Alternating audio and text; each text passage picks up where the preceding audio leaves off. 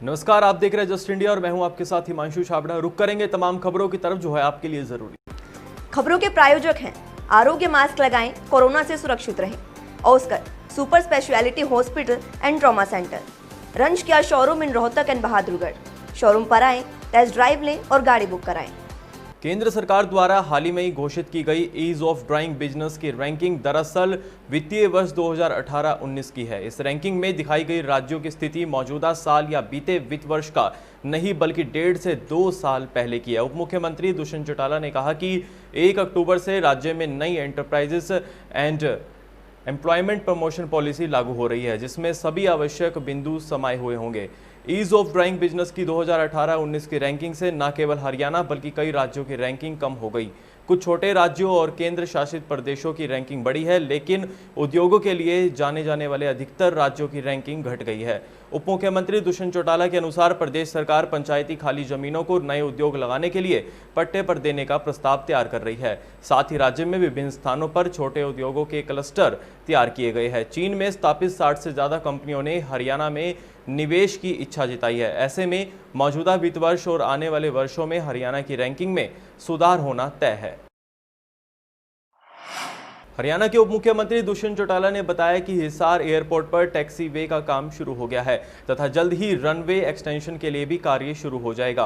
वे आज चंडीगढ़ स्थित हरियाणा निवास में हरियाणा के नागरिक उड्डयन विभाग के अधिकारियों की मीटिंग की अध्यक्षता करने के बाद मीडिया से रूबरू हुए।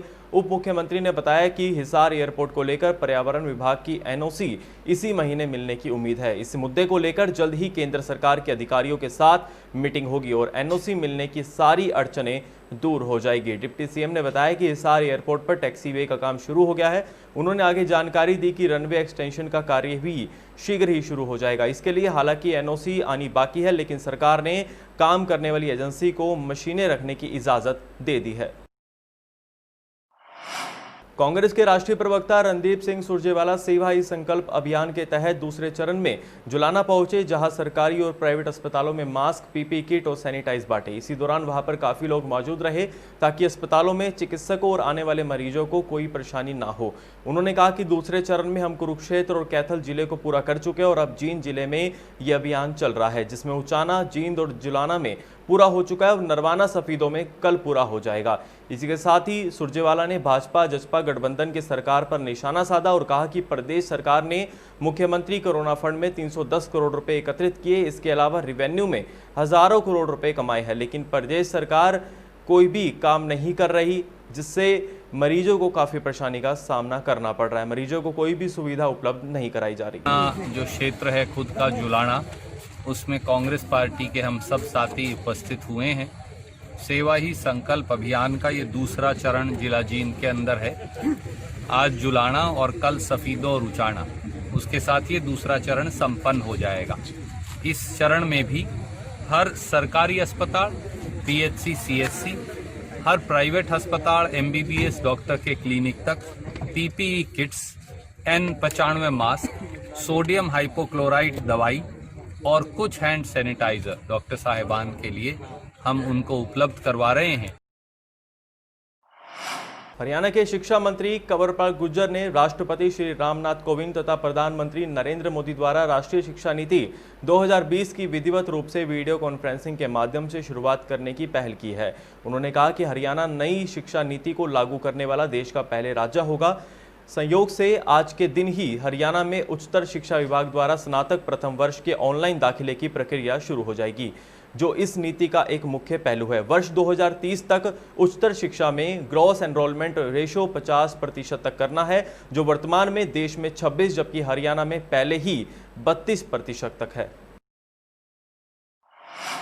हरियाणा में कोरोना का कहर लगातार जारी है। हरियाणा में संक्रमण की दर अब 6% को पार कर गई है। ये अब 6.1% हो गई है, जबकि रिकवरी रेट आपको बता दें 78.21% पर आ गया। प्रदेश में संक्रमण अब तेजी से बढ़ रहा है। 24 घंटे में 2224 नए मामले सामने आए, जबकि 23 लोगों की मौत हो गई। 1560 मरीज ठीक होकर घर भी लौटे। कुरुक्षेत्र में 3, गुरुग्राम, अंबाला, करनाल, यमुनानगर और कैथल में 2-2, व जींद, सिरसा, भिवानी, महेंद्रगढ़, हिसार, पानीपत, रोहतक, फरीदाबाद में 1-1 मरीज ने कोरोना ग्रस्त होकर दम तोड़ दिया। प्रदेश में कुल संक्रमित मरीजों की संख्या का आंकड़ा 773 पर पहुंच गया, जबकि मरने वालों की संख्या 829 बताई जा रही है। हरियाणा में बाजरा उत्पादक किसान जिन्होंने अब तक मेरी फसल मेरा ब्यौरा योजना के तहत पंजीकरण नहीं करवाया, वो अब 10 सितंबर 2020 तक पोर्टल पर अपनी फसल का विवरण अपलोड कर सकते हैं, जबकि अन्य खरीफ फसलों का पंजीकरण 15 सितंबर तक करवाया जा सकता है। इस योजना के तहत अब तक 7,33,063 किसानों ने पोर्टल पर अपना पंजीकरण कराया है और कृषि किसान कल्याण विभाग के अतिरिक्त मुख्य सचिव श्री संजीव कौशल ने यह बताते हुए कहा कि इस संबंध में उप मुख्यमंत्री दुष्यंत चौटाला के साथ हुई एक समीक्षा बैठक में लिया गया है ताकि राज्य के सभी किसानों के लिए पूरी कवरेज सुनिश्चित की जा सके। कोरोना काल के दौरान सरकार के आदेशों के अनुसार रविवार के दिन दुकान खोलने की इजाजत नहीं है, लेकिन कुछ दुकानदारों ने सरकार के आदेशों की अवमानना करते हुए रविवार को भी दुकानों को खोला, जिसकी सूचना नगर निगम के उपायुक्त प्रदीप गोदारा को दी गई। दुकानदारों के खिलाफ एक्शन लेते हुए नगर निगम उपायुक्त ने कार्रवाई करते हुए नगर निगम की टीम को दुकानों के चालान काटने और दुकानों के बाहर से अतिक्रमण को हटाने के लिए आदेश दिए। इस पर कार्रवाई करते हुए सीएसआई हर्ष चावला की अगुवाई में टीम ने शहर के विभिन्न बाजारों का दौरा किया और अतिक्रमण हटवाया और दुकानों के बाहर रखा सामान भी जब्त किया। यमुनानगर की पुलिस लाइन में वार्षिक निरीक्षण करने पहुंचे आईजी अंबाला रेंज वाई पूर्ण कुमार यमुनानगर के एसपी कमलदीप गोयल के साथ उन्होंने पुलिस लाइन का निरीक्षण किया। मीडिया से बात करते हुए आईजी वाई पूर्ण कुमार ने बताया कि आज वो पुलिस लाइन में वार्षिक निरीक्षण करने के लिए आए हैं। पुलिस लाइन के सारे स्टोर, एमपी सेक्शन, लाइन का रखरखाव सभी का निरीक्षण किया गया। वहीं उन्होंने बताया कि कोरोना को लेकर भी पुलिस पूरी सतर्क है। यमुनानगर में अभी तक 50 पुलिस कर्मचारी कोरोना से संक्रमित पाए गए और कोरोना को मात देकर सभी ठीक हो रहे हैं, उनके स्वास्थ्य में सुधार हो रहा है। वहीं जिस प्रकार से आजकल फेसबुक अकाउंट हैक करके पैसे मांगने का जो फ्रॉड चल रहा है, उसको लेकर भी उन्होंने कुछ बातें कही है और वही उनका कहा है कि पुलिस भी इस मामले में पूरी कार्रवाई कर रही है और वही उनका कहना है कि कोरोना के इस महामारी में सबको अपना ध्यान रखना चाहिए, मास्क और सोशल डिस्टेंसिंग का सबको ही इस्तेमाल करना चाहिए। जो होता है डिस्ट्रिक्ट का पुलिस लाइन का, वो आज मैंने कंडक्ट किया यमुनानगर का। एसपी साहब यमुनानगर कमलदीप भी मौजूद थे और हमने जैसे सारे स्टोर्स वगैरह होते हैं, एमटी सेक्शन, सारा लाइन का रख रखाव, इसके बारे में इंस्पेक्शन होता है, वो हमने डिटेल इंस्पेक्शन किया। एनुअल इंस्पेक्शन होता है। नहीं, जैसे एसपी यमुनानगर साहब बता रहे थे कि करीब 50 आदमी डिस्ट्रिक्ट पुलिस में पॉजिटिव पाए गए, पर इंसिडेंटली लकीली कोई कैजुअलिटी नहीं हुआ है, सभी रिकवर कर रहे हैं।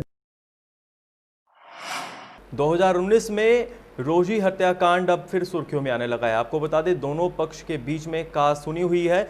दोनों पक्ष बैंक में किसी काम से गए थे और वही उस दौरान उन दोनों के बीच में कहासुनी हो गई और वही कहासुनी वो मारपीट में बदल गई। और आपको बता दें, उसके बाद दोनों पक्षों ने पुलिस में शिकायत दी है। इस मारपीट में राजिंदर सिक्का के सिर पर चोट लगी है तो वही जनकरास को भी चोट लगी है। इस मारपीट की तस्वीरें आप देख सकते हैं और वही जो बैंक के बाहर लगे सीसीटीवी है उसमें भी कैद हो चुकी है, जिसमें किस तरह से मारपीट हुई है साफ दिखाई दे रहा है।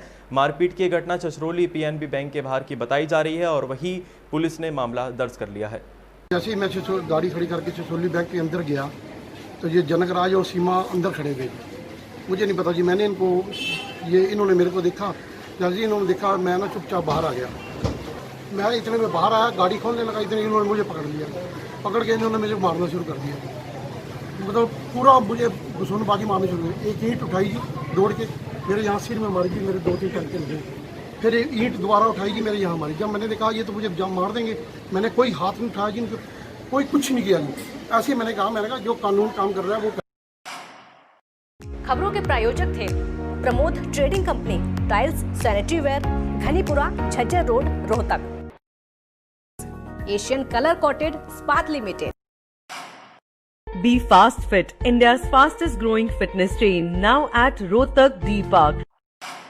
कोरोना महामारी से लड़ने के लिए आरोग्य मास्क लाया है आपके लिए सबसे आधुनिक मास्क। इसके साथ ही आपको मिलेगी आधुनिक पीपीई किट, वो भी बहुत ही सस्ते रेट पर। contact@arogyamask.com पर जाएं और हमसे संपर्क करें या फिर www.arogyamask.com से जुड़ें। इसके साथ ही आप हमें कॉल कर सकते हैं। हमारा पता है Anand International, plot number 181, sector 25, Panipat, Haryana.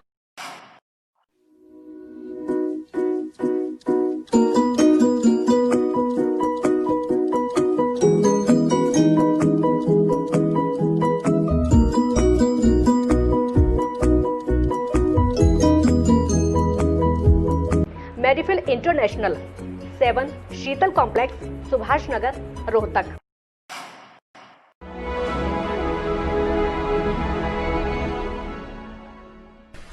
चाचा, आपने नया घर बनवाया है तो घर की छत पर कौन सी शीट लगवाई है?